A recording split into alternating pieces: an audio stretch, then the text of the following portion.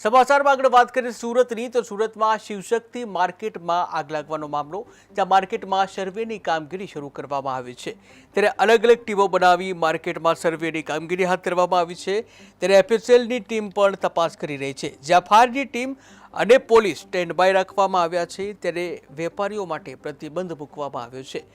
વેપારીઓને સંપૂર્ણ માહિતી આપવા માટે સર્વે ત્યારે જે આગ લાગવાની ઘટના બની હતી।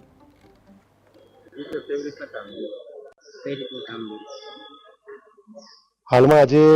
1 तारीख थी 1/3/2025 रोज सवारे सूरत फायर ब्रिगेड की 3 टीम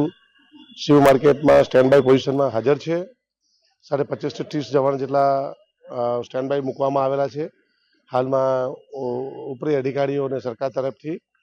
जे शिव मार्केट एसोसिएशन है एमना माणसों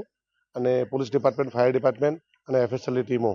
हाल में मार्केट अंदर कई दुकान बળી जवा पामेल छे अने कई बची जवा पामेल छे